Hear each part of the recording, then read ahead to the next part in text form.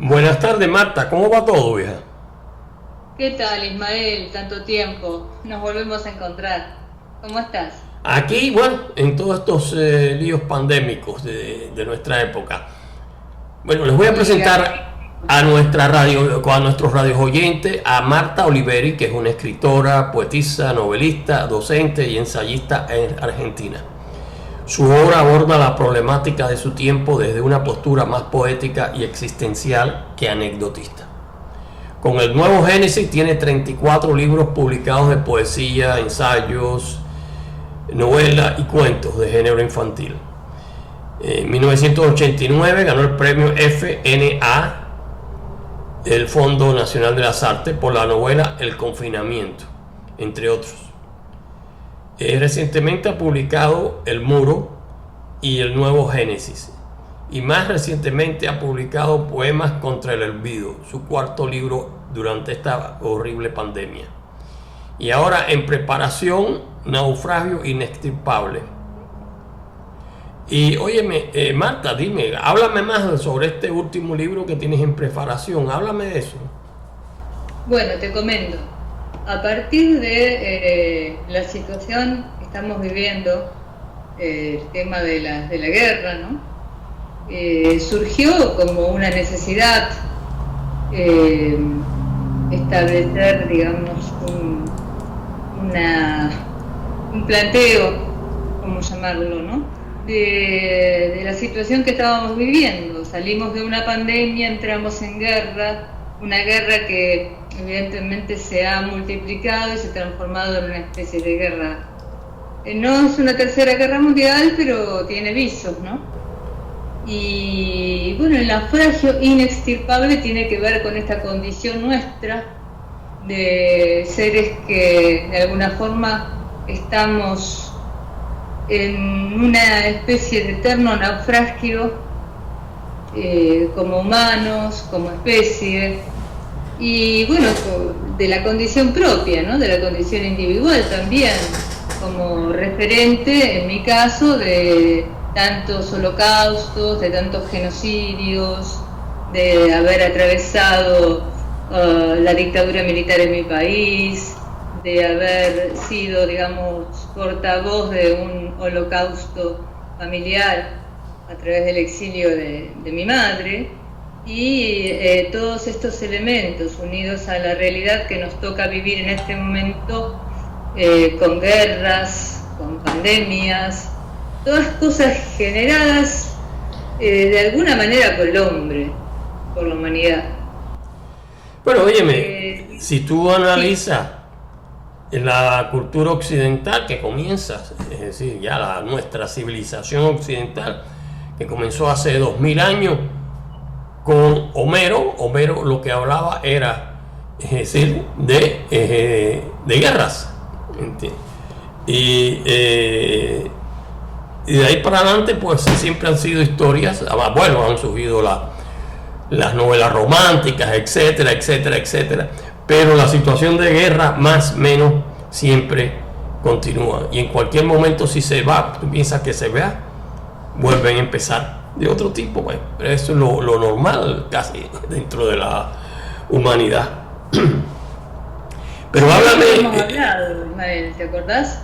¿cuál? El tema es que, sí, el tema es que parece, y también lo hablamos, que la evolución humana se ha planteado o se ha dado desde lo científico, lo racional, lo técnico, la tecnocracia, pero no ha habido una evolución emocional, una evolución afectiva en consonancia con esta evolución tecnológica, motivo por el cual con nuevos instrumentos más sofisticados, lo que es muy grave, y con la misma inmadurez emocional, se establecen los mismos parámetros, pero en este punto al que hemos llegado, antes eran espada contra espada, pecho contra pecho, hoy son misiles que pueden hacer estallar la totalidad de nuestro planeta, ¿no?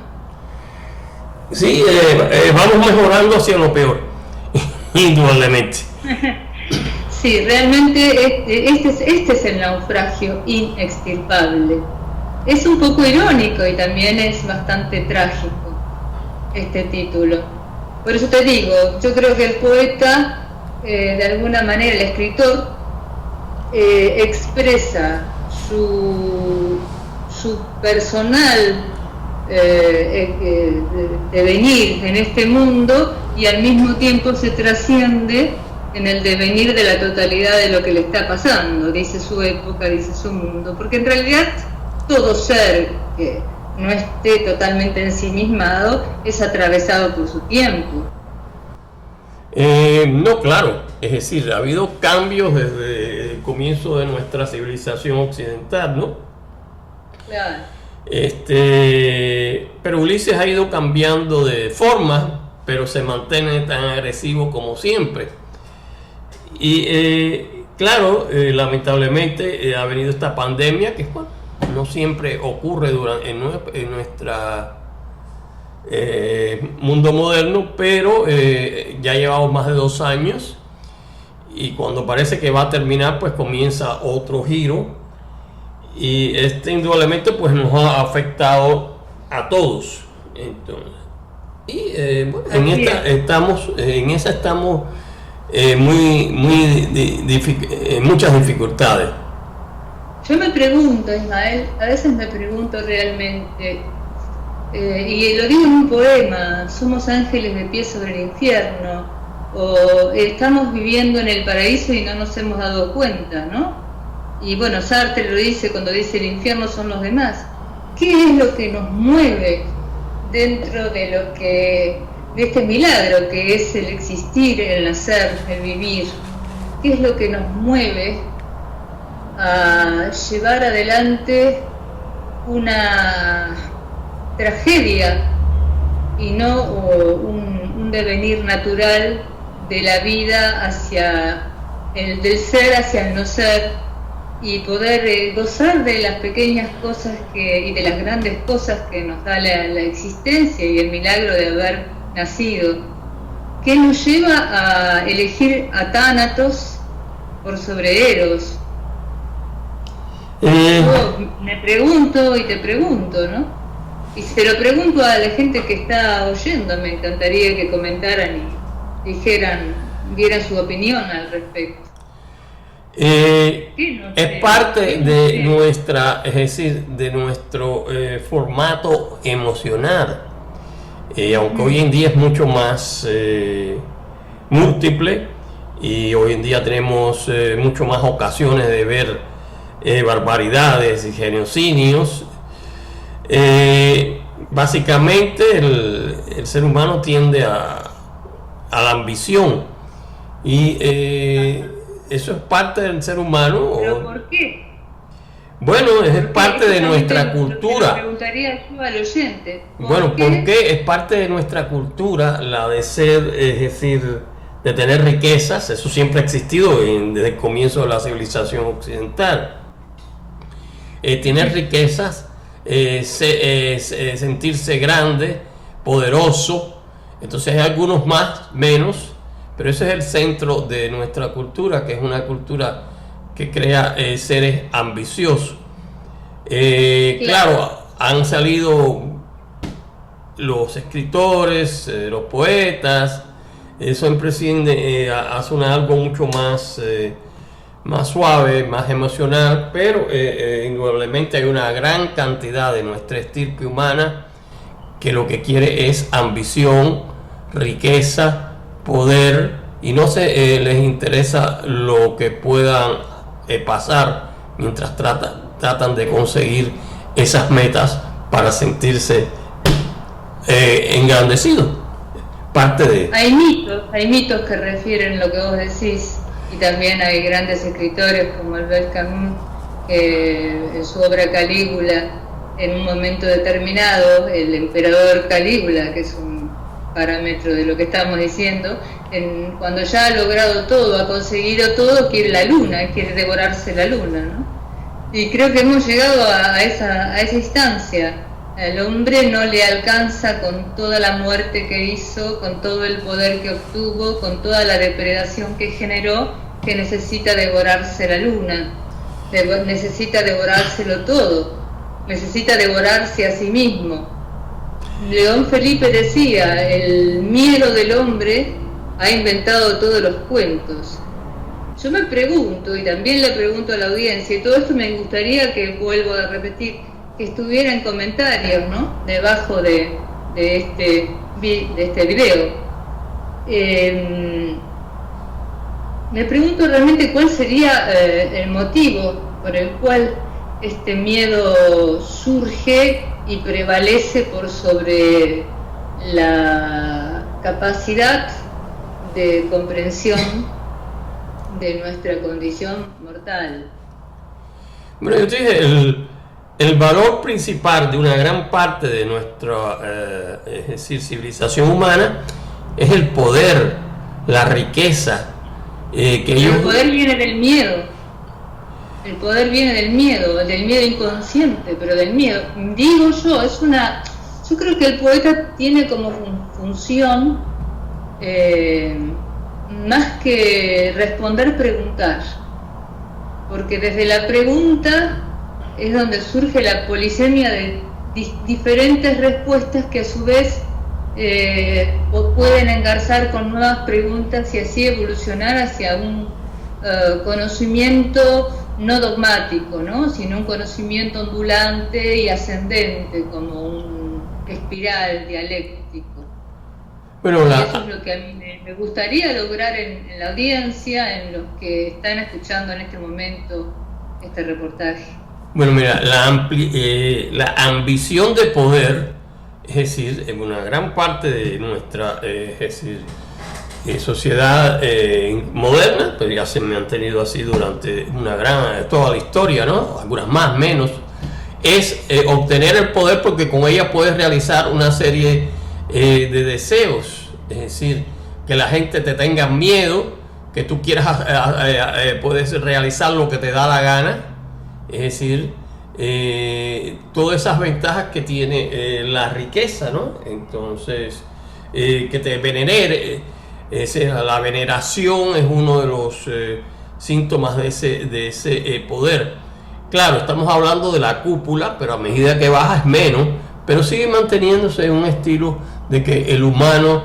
Lo que pasa es que en ese punto del que vos hablás, yo creo que ese es el punto medio, es el punto de la necedad, porque el hombre cuando siente ambición de poder, cuando tiene ambición de poder, cuando está en esa zona del poder, se olvida que en ese poder él también es mortal, es parte de la tragedia, es parte de este naufragio inextirpable que es la condición humana.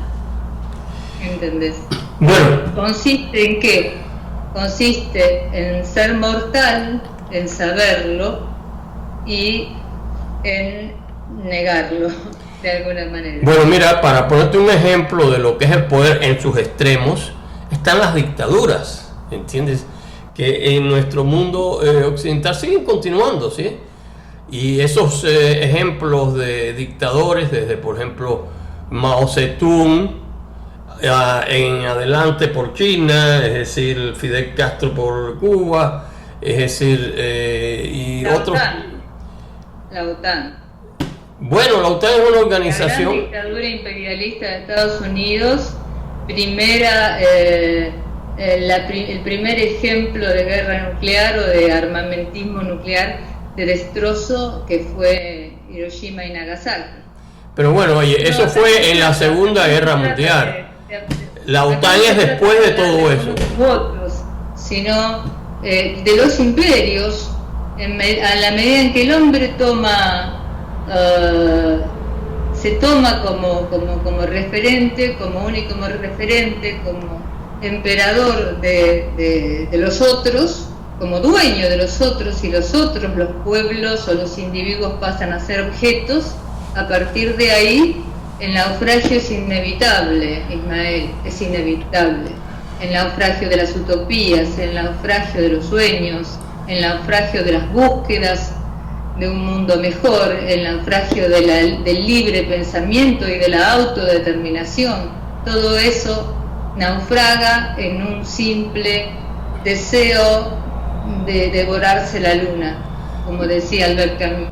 Bueno, el problema es de que hay muchas condiciones, pero lo que te estoy explicando es de que siempre hay ejemplos máximos, las dictaduras de toda nuestra, desde Hitler hasta las más modernas, es decir, dictaduras comunistas, las dictaduras en los países latinoamericanos, y dentro del mundo democrático también surgen, es decir, individuos con grandes deseos de grandeza. Esto lo hemos estado viendo dentro de la política estadounidense, pero eso es en un cierto grupo de la humanidad, porque no todos tienen eso, pero eso es lo que mueve, es el deseo de poder, de que te tengan miedo, de sentirte grande, de sentirte superior. La gran democracia, la gran dictadura disfrazada de democracia del neoliberalismo globalizado, es de lo que vos me hablas.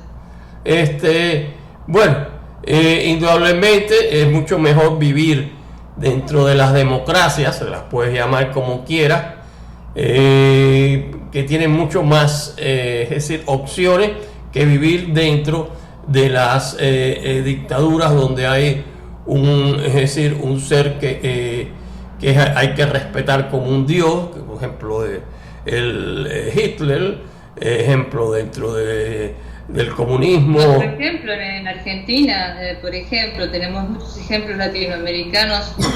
Argentina tuvimos a Videla, en Chile tuvimos a Pinochet, tuvimos en Paraguay a Stroessner, etcétera, etcétera, etcétera. No, hemos claro. tenido nuestros eximios dictadores y nuestra maravillosa escuela de torturas en la Argentina, donde se ha llegado, creo que fue aprendida justamente,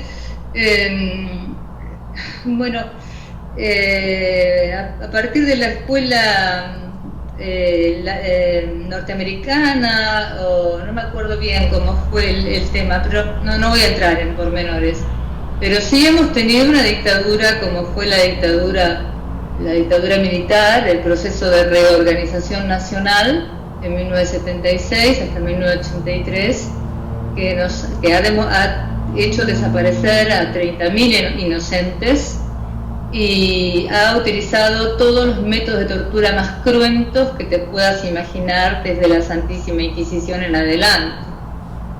Otro tema, ¿no?, en el que habría que poner énfasis: ¿por qué el hombre tiene ese goce, ese placer por torturar a su prójimo, ¿no?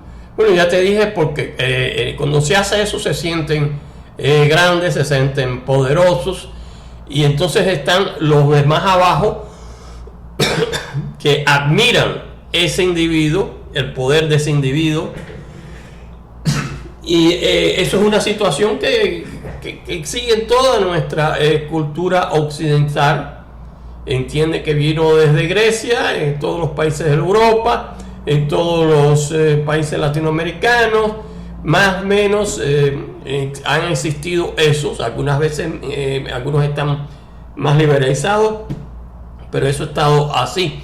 Un ejemplo es en la parte de Rusia, cuando pensábamos que estaba todo en paz, de pronto empieza la guerra contra Ucrania, que nadie, es decir, pensaba que podía ocurrir, porque había más bien una cierta paz más o menos en toda esa zona, y eso es algo que pasa constantemente en muchos lugares, ¿entiendes? Es el deseo de poder, el deseo de sentirse grande. No es solo la riqueza, sino sentirse grande, de que te tengan miedo, de que te respeten, y los buenos que están más abajo de esa manada, hay muchos que admiran esos seres y ahí reciben ellos su apoyo, ¿no? Eso es una de las cosas en la que estamos. Lamentablemente la Internacional Socialista, que fue una de las grandes utopías que dio origen a la Unión Soviética, se quedó en la Internacional Socialista y degeneró, como todas las grandes revoluciones, en su contrario. O sea, fíjate vos, de la Revolución Francesa, que fue igualdad, fraternidad y libertad, se terminó en el Imperio Napoleónico.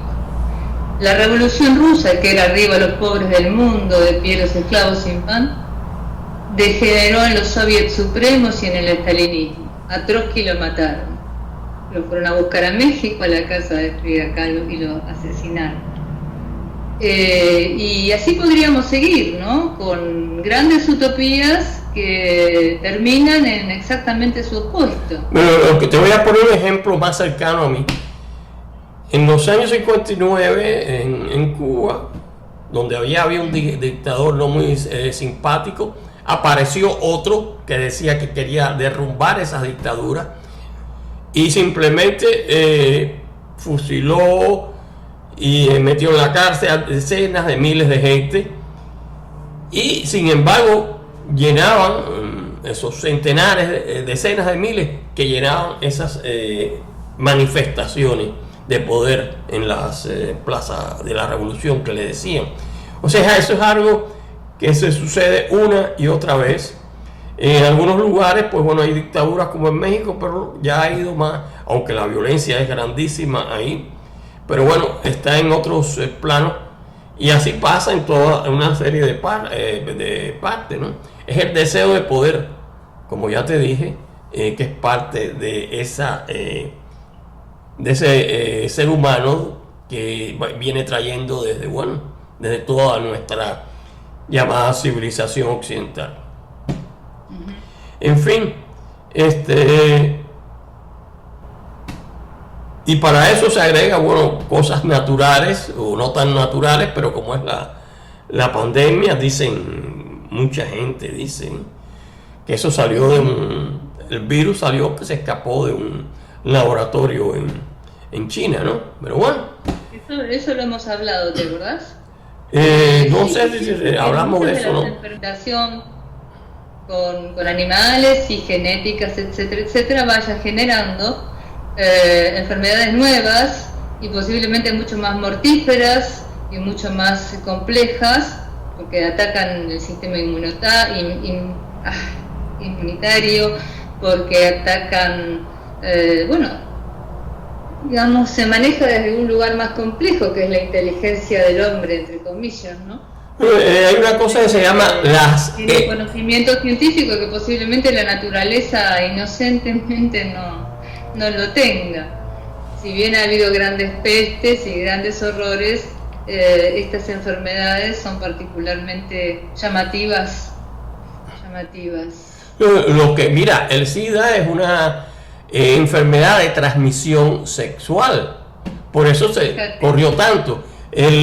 Mientras que, por ejemplo, el COVID actual no es de transmisión sexual, simplemente está en la respiración, en el aire. Entonces, pero de decir que se han creado, siempre hay sus dudas, siempre hay gente que se le trata de achacar eso. Hay también siempre transformaciones de la misma naturaleza que va transformándose, y claro, se expande. Eso es una cosa que también es, imagínate, una enfermedad que se transmite de un modo sexual, pues bueno, es increíble entonces todo lo que alcanza, ¿no? Eso es un ejemplo. Sin embargo, ha ido llamada primariamente la peste rosa. Sucede que, claro, querían estigmatizar a los homosexuales a través de esa enfermedad, y terminó siendo una enfermedad que, como toda enfermedad, se expandió por el mundo y terminó siendo, por supuesto, la población mayoritaria, que es heterosexual, la que mayor cantidad de casos y de exponentes tuvo, ¿no? De víctimas tuvo. Y así van sucediendo las cosas en la medida en que la humanidad no empiece a retomar el camino de la autoconciencia, de la autodeterminación, de la liberación propia de sí mismo como individuo, como pueblo, y deje de lado a los dictadores, deje de intentar devorarse la luna, devorarse a los otros, devorarse a sí mismo. Yo creo que el libro que estoy haciendo es un compendio o una expresión de todo este esto que estamos conversando, ¿no? Este naufragio que no puede extirparse de la humanidad en tanto la humanidad no asuma su condición y a partir de esa asunción determine un cambio, lo voy a volver a decir, de paradigma, de modelo, y establezca un nuevo orden social, existencial, político y por lo tanto también económico. Óyeme, Marta, se nos ha acabado el tiempo. Este es un tema del que infinitamente se puede hablar, porque, es decir, se sigue más o menos con diversos matices, ha estado desarrollándose durante milenios y decenios y sigue en nuestra actualidad con otros matices. Bueno, seguiremos conversando en otro momento. Gracias por tus opiniones y lo que nos da una idea de lo que viene en Naufragio Inextirpable. Hasta la próxima. Así es. Un abrazo grande.